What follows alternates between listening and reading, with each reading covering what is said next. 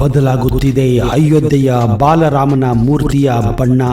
ಹೀಗೆಂದು ಖುದ್ದಾಗಿ ಇದನ್ನು 7 ತಿಂಗಳ ಕಾಲ ಶ್ರಮಪಟ್ಟು ನಿರ್ಮಿಸಿದಂತಹ ಕರ್ನಾಟಕದ ಶಿಲ್ಪಿ ಅರುಣ್ ಯೋಗಿರಾಜ್ ಅವರೇ ಹೇಳಿದ್ದಾರೆ. ಅವರ ಪ್ರಕಾರ ಅವರಿಗೆ ಇದನ್ನು ನಂಬಲಿಕ್ಕೆ ಸಾಧ್ಯವಾಗುತ್ತಿಲ್ಲ. ಇದು ನಾನೇ ಕೆತ್ತಿದ ಮೂರ್ತಿ ಎಂದು ಅವರೇ ದಿಗ್ಭ್ರಾಂತರಾಗಿದ್ದಾರೆ. प्राण प्रतिष्ठा के उपरांत श्री राम जी की जो प्रतिमा स्थापित हुई थी वो दिव्य और सजीव हो गई. ये सजीवता का कारण क्या है? देखो, एक तो हमारे शास्त्रों में मंत्रों में बड़ी सामर्थ्य है. ನೋಡಿದಿರಾ ಭಕ್ತರೇ, ನೋಡಿದಿರಾ ಸ್ನೇಹಿತರೆ, ಒಂದು ಕಲ್ಲು ದೇವರಾದಾಗ ಏನೆಲ್ಲ ಪವಾಡಗಳು ನಡೆಯುತ್ತವೆ, ಏನೆಲ್ಲ ಚಮತ್ಕಾರಗಳು ನಡೆಯುತ್ತವೆ ಅನ್ನೋದಕ್ಕೆ ಈ ರಾಮ ಮಂದಿರದ ರಾಮಲಲ್ಲ ಮೂರ್ತಿಯೇ ಸಾಕ್ಷಿಯಾಗಿದೆ. ಯಾವ ಒಂದು ಮಂತ್ರ ತಂತ್ರ ಆ ವೇದ ಆ ಮೂರ್ತಿಯನ್ನು ಅಂದರೆ ಆ ಕಲ್ಲನ್ನ ದೇವರನ್ನಾಗಿ ಮಾಡಿಸಿತು ಎಂದು ನಿಜಕ್ಕೂ ಪ್ರಾಣ ಪ್ರತಿಷ್ಠಾಪನೆ ಮೊದಲು ಇದ್ದಂತಹ ಆ ವಿಗ್ರಹ ಕಳೆ ಪ್ರಾಣ ಪ್ರತಿಷ್ಠಾಪನೆಯ ನಂತರ ದಿವ್ಯ ಸ್ವರೂಪವನ್ನೇ ಪಡೆದಿದೆ. ಹಾಗಾದ್ರೆ ಇದೆಲ್ಲ ನಡೆಯಲು ಹೇಗೆ ಸಾಧ್ಯ? ಕಲ್ಲಿನಲ್ಲಿ ದೇವರು ಇರೋದು ನಿಜಾನ ಸುಳ್ಳ? ಬನ್ನಿ ಆ ಎಲ್ಲ ವಿಚಾರವನ್ನ ಇವತ್ತಿನ ಈ ವಿಡಿಯೋದಲ್ಲಿ ನಿಮ್ಗೆ ತಿಳಿಸ್ಕೊಡ್ತಾ ಇದ್ದೀನಿ. ನೀವು ನಿಜಕ್ಕೂ ರಾಮ ಭಕ್ತರಾಗಿದ್ದರೆ ಈಗಲೇ ಈ ವಿಡಿಯೋನ ಲೈಕ್ ಮಾಡಿ ಹಾಗೂ ಕೊನೆವರೆಗೂ ದಯವಿಟ್ಟು ತಪ್ಪದೇ ನೋಡಿ.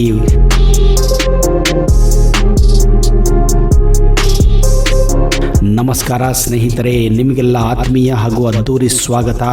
ರಾಮನ ಬಾಲರೂಪದ ವಿಗ್ರಹವನ್ನು ಅಂದರೆ ರಾಮಲಲ್ಲ ವಿಗ್ರಹವನ್ನು ಅಯೋಧ್ಯೆಯ ರಾಮ ಮಂದಿರದಲ್ಲಿ ಜನವರಿ 22 ಸೋಮವಾರದಂದು ಪ್ರತಿಷ್ಠಾಪನೆ ಮಾಡಲಾಗಿತ್ತು. ಆಗ ರಾಮನ ಈ ವಿಗ್ರಹದ ಕಣ್ಣುಗಳಿಗೆ ಕಟ್ಟಿದಂತಹ ಪಟ್ಟಿಯನ್ನು ತೆಗೆಯುವ ಮೂಲಕ ಲೋಕಕ್ಕೆ ಅನಾವರಣ ಮಾಡಲಾಗಿತ್ತು. ಈ ಪ್ರತಿಮೆಯನ್ನು ನೋಡುತ್ತಿದ್ದಂತೆಯೇ ರಾಮನ ಮೇಲಿನ ಭಕ್ತಿ ಹೆಚ್ಚಾಗೋದು ಖಚಿತ.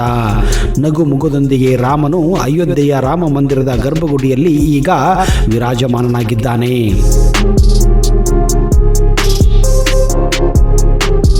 ಸುಮಾರು 500 ವರ್ಷಗಳ ಕಾಲ ಒಂದು ಮಸೀದಿಯ ಟೆಂಟಿನಲ್ಲಿ ಇದ್ದಂತಹ ಈ ರಾಮ ನಿಜಕ್ಕೂ ಈಗ ತನ್ನ ಮನೆಯನ್ನ ಸೇರಿದ್ದಾನೆ.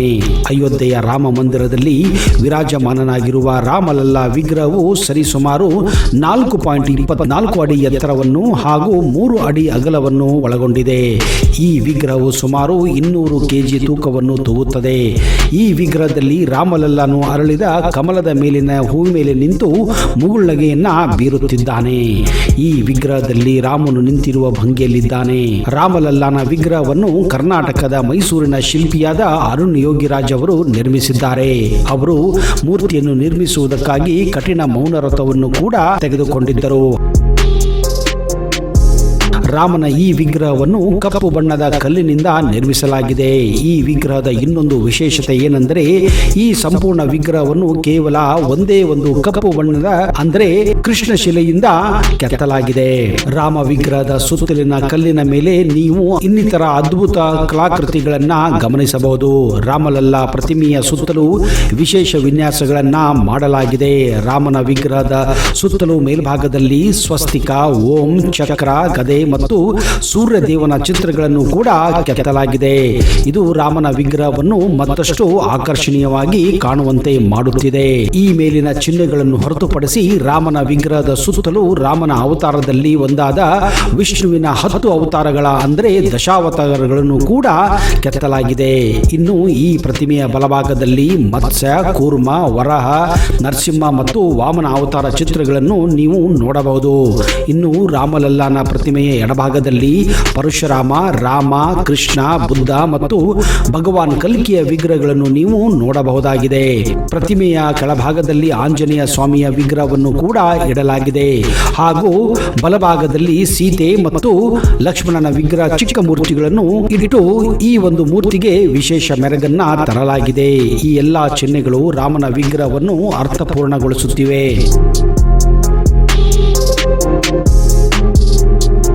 ಅಯೋಧ್ಯೆಯ ರಾಮ ಮಂದಿರದಲ್ಲಿ ಪ್ರತಿದಿನ ರಾಮಲಲ್ಲನನ್ನು ಅಲಂಕರಿಸಲಾಗುತ್ತದೆ. ವಾರದ ಪ್ರತಿದಿನವೂ ರಾಮನಿಗೆ ವಿವಿಧ ಬಣ್ಣದ ಬಟ್ಟೆಗಳನ್ನ ಧರಿಸಲಾಗುತ್ತದೆ. ಆ ಪ್ರತಿಮೆಯ ಉಡುಗೊರೆಯನ್ನ ವಾರದ ಪ್ರತಿದಿನಕ್ಕೆ ಪ್ರಕಾರ ಅದನ್ನು ಬದಲಾಯಿಸಲಾಗುತ್ತದೆ. ಸೋಮವಾರ ಬಿಳಿ ಬಣ್ಣದ ಉಡುಗೆ, ಮಂಗಳವಾರ ಕೆಂಪು ಬಣ್ಣದ ಉಡುಗೆ, ಬುಧವಾರ ಹಸಿರು ಬಣ್ಣದ ಉಡುಗೆ, ಗುರುವಾರ ಹಳದಿ ಬಣ್ಣದ ಉಡುಗೆ, ಶುಕ್ರವಾರ ಕೆನೆ ಬಣ್ಣದ ಉಡುಗೆ, ಶನಿವಾರ ನೀಲಿ ಉಡುಗೆ ಹಾಗೂ ಭಾನುವಾರ ಗುಲಾಬಿ ಬಣ್ಣದ ಉಡುಗೆ. ರಾಮ ಮಂದಿರ ಗರ್ಭಗುಡಿಯಲ್ಲಿ ಸ್ಥಾಪಿಸಲು 3 ರಾಮಲಲ್ಲಾ ಮೂರ್ತಿಗಳನ್ನ ಅಯೋಧ್ಯೆಯ ಶ್ರೀರಾಮ ತೀರ್ಥ ಟ್ರಸ್ಟ್ನವರು ಕೆತ್ತಿಸಿದ್ದರು. ಈ 3 ವಿಗ್ರಹಗಳಲ್ಲಿ 2 ಕಪ್ಪು ಬಣ್ಣದಾಗಿವೆ. ಈ 2 ಕಪ್ಪು ಬಣ್ಣದ ವಿಗ್ರಹಗಳನ್ನ ಕರ್ನಾಟಕದವರೇ ಕೆತ್ತಿದ್ದರು. ಅದರಲ್ಲಿ ಒಂದು ಬಿಳಿಯ ಬಣ್ಣದಾಗಿತ್ತು. ಅದು ಮಾರ್ಬಲ್ ನಿಂದ ರಾಜಸ್ಥಾನದ ಶಿಲ್ಪಿ ಕೆತ್ತಿದ್ದರು. ಈಗ ಶ್ರೀರಾಮನ ವಿಗ್ರಹ ಏಕೆ ಕಪ್ಪು ಎಂಬುದು ಸಾಮಾನ್ಯ ಭಕ್ತರು ಕೇಳುವ ಪ್ರಶ್ನೆ. ಇದಕ್ಕೆ ಕಾರಣ ರಾಮನ ಪ್ರತಿಮೆಗೆ ಆಯ್ಕೆಗೊಂಡಿರುವ ಬಂಡೆಯೇ ವಿಶೇಷ. ಈ ಬಂಡೆಯು ಬಹಳ ವಿಶಿಷ್ಟತೆಯಾಗಿದೆ. ಈ ಬಂಡೆ ಕೃಷ್ಣ ಶಿಲೆಯಾಗಿದೆ. ಇದು ಮೈಸೂರು ಜಿಲ್ಲೆಯ ಹಾರೋಹಳ್ಳಿ ಬಳಿಯ ಒಂದು ಹೊಲದಿಂದ ತಗ್ಗಿಸಲಾಗಿತ್ತು. ರಾಮನ ಮೂರ್ತಿಗೆ ಪ್ರತಿದಿನ ಹಾಲು ಅಥವಾ ಇತರ ದ್ರವ್ಯಗಳಿಂದ ಅಭಿಷೇಕ ಮಾಡುವುದರಿಂದ ಈ ಕಲ್ಲಿಗೆ ಯಾವುದೇ ದುಷ್ಟ ಪರಿಣಾಮಗಳು ಉಂಟಾಗುವುದಿಲ್ಲ. ಅಂದರೆ ವಿಗ್ರಹಕ್ಕೆ ಯಾವುದೇ ಧಕ್ಕೆ ಆಗುವುದಿಲ್ಲ. ಇದಲ್ಲದೆ ಈ ಬಂಡೆಯು ಸಾವಿರಾರು ವರ್ಷಗಳಿಂದ ಹಾಗೆ ಉಳಿಯಲಿದೆ. ಅಂದರೆ ಎಷ್ಟು ವರ್ಷವಾದರೂ ಈ ಮೂರ್ತಿಯಲ್ಲಿ ಯಾವುದೇ ರೀತಿಯ ಅಡಚಣೆಗಳು ಬರುವುದಿಲ್ಲ ಹಾಗೂ ಹಾನಿ ಕೂಡ ಆಗುವುದಿಲ್ಲ. ಅಲ್ಲದೆ ವಾಲ್ಮೀಕಿ ರಾಮಾಯಣದಲ್ಲಿ ರಾಮನನ್ನು ವರ್ಣಿಸುವಾಗ ಅವರು ಸುಂದರ, ಮೃದು ಮತ್ತು ಆಕರ್ಷಕ ಮೈಬಣ್ಣ ಎಂದು ಹೇಳಿದ್ದಾರೆ. ಅದಕ್ಕಾಗಿಯೇ ಕಾಂತಿಯುತ ಕಪ್ಪು ಶಿಲೆಯಲ್ಲಿ ಶ್ರೀರಾಮ ಅದ್ಭುತವಾಗಿ ಮೂಡಿ ಬಂದಿದ್ದಾನೆ. ಆದರೆ ಜನವರಿ 22ನೇ ತಾರೀಕು ಪ್ರಾಣ ಪ್ರತಿಷ್ಠಾಪನೆ ನಂತರ ಶ್ರೀರಾಮಲಲ್ಲಾ ಮೂರ್ತಿಯಲ್ಲಿ ದಿನದಿಂದ ದಿನಕ್ಕೆ ಭಾರಿ ಬದಲಾವಣೆಗಳು ಕಂಡುಕೊಳ್ಳುತ್ತಿದೆ. ಇದನ್ನು ಕೆತ್ತಿದಂತಹ ಶಿಲ್ಪಿ ಅರುಣ್ ಯೋಗಿರಾಜ್ ಕೂಡ ದಿಗ್ಭ್ರಾಂತರಾಗಿದ್ದಾರೆ. ನಾನೇ ಇದನ್ನು ನಂಬಲು ಸಾಧ್ಯವಾಗುತ್ತಿಲ್ಲ, ಇದು ನಾನೇ ಕೆತ್ತಿದ ಮೂರ್ತಿನ ಅನ್ನುವ ಮಟ್ಟಿಗೆ ಅಷ್ಟೊಂದು ಚೈತನ್ಯವನ್ನ ದಿನದಿಂದ ದಿನಕ್ಕೆ ಅದು ಪಡೆದುಕೊಳ್ಳುತ್ತಿದೆ. ಅರುಣ್ ಹೇಳುವ ಪ್ರಕಾರ 7 ತಿಂಗಳ ಕಾಲ ಒಂದು ಕಲ್ಲನ್ನ ಅಂದರೆ ಕೃಷ್ಣ ಶಿಲೆಯನ್ನ ನಾನು ಮೂರ್ತಿಯನ್ನಾಗಿ ಪರಿವರ್ತನೆ ಮಾಡಿದ್ದೆ. ಆದರೆ ಪ್ರಾಣ ಪ್ರತಿಷ್ಠಾಪನೆಯ ನಂತರ ನನ್ನ ಕಣ್ಣುಗಳೇ ನನ್ನನ್ನು ನಂಬಲು ಸಾಧ್ಯವಾಗುತ್ತಿಲ್ಲ ಅನ್ನೋ ಮಟ್ಟಿಗೆ ಬದಲಾವಣೆಯನ್ನ ಅದು ಪಡೆದುಕೊಂಡಿದೆ. ಅರುಣ್ ಪ್ರಕಾರ ಇದು ಸ್ವತಃ ಆ ದೇವರ ಚಮತ್ಕಾರವೆಂದೇ ನಂಬುತ್ತಾರೆ. ಹೌದು, ಇದರ ಬಗ್ಗೆ ಭಕ್ತರು ಶ್ರೀ ಪ್ರೇಮಾನಂದ ಗೋವಿಂದ ಜಿ ಗುರುಜಿ ಹತ್ತಿರ ಇದನ್ನು ಕೇಳಿದಾಗ ಅವರು ಈ ರೀತಿಯಾಗಿ ಹೇಳಿದ್ದಾರೆ.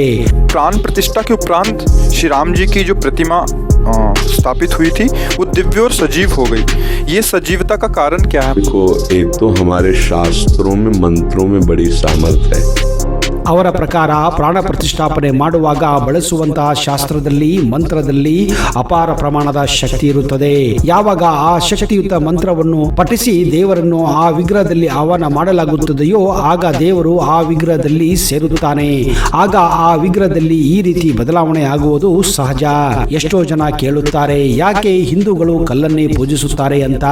ಆದ್ರೆ ಅವರಿಗೆ ಗೊತ್ತಿಲ್ಲ, ಆ ಕಲ್ಲಿನಲ್ಲಿ ಪ್ರಾಣ ಪ್ರತಿಷ್ಠಾಪನೆಯ ನಂತರ ದೇವರು ಜೀವಂತವಾಗಿ ಇರುತ್ತಾನೆ ಎಂದು. ಸ್ನೇಹಿತರೆ, ನೀವೇ ನೋಡಿ, ನಾವು ಈ ವಿಡಿಯೋದಲ್ಲಿ 2 ಚಿತ್ರಗಳನ್ನ ತೋರಿಸುತ್ತಿದ್ದೇವೆ.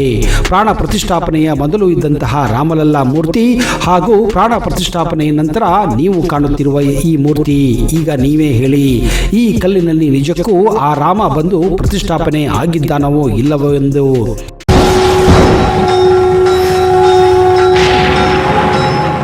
ಶ್ರೀ ಮಹಾಪ್ರತ್ಯಂಗಿರ ಚೌಡೇಶ್ವರಿ ಜ್ಯೋತಿಷ್ಯ ಫಲ, ಪಂಡಿತ್ ವೈದ್ಯಮೋಡಿ ರಾಮಜ್ಜ, ಶ್ರೀ ಆಂಜನೇಯ ಸ್ವಾಮಿಯ ಆರಾಧಕರು, Indian famous astrologer. Get 100% solution to all your problems. Shri Pratyangira ದೇವಿಯನ್ನ ವಶಪಡಿಸಿಕೊಂಡಿರುವ ಏಕೈಕ ಜ್ಯೋತಿಷ್ಯರು ಪಂಡಿತ್ ರಾಮಜ್ಜನವರು ರಾಜಮೋಡಿ, ತಾಳೆಗೆರೆ ಮತ್ತು ನಿಮ್ಮ ಧ್ವನಿಯ ಮೂಲಕ ನಿಮ್ಮ ಭವಿಷ್ಯವನ್ನ ನಿಖರವಾಗಿ ಹೇಳುತ್ತಾರೆ. ಫೋನಿನ ಮೂಲಕ ನೇರ ಪರಿಹಾರದಲ್ಲಿ ಓಪನ್ ಚಾಲೆಂಜ್. ಆಂಜನೇಯ ಸ್ವಾಮಿಯ ಅನುಗ್ರಹದಿಂದ ವಿಶೇಷ ಪರಿಹಾರ ತಿಳಿಸುತ್ತಾರೆ. ನಿಮ್ಮ ಒಂದು ಕರೆ ನಿಮ್ಮ ಭವಿಷ್ಯವನ್ನೇ ಬದಲಾಯಿಸಬಲ್ಲದು. ಇವರ ದೂರವಾಣಿ ಸಂಖ್ಯೆ 9008220252.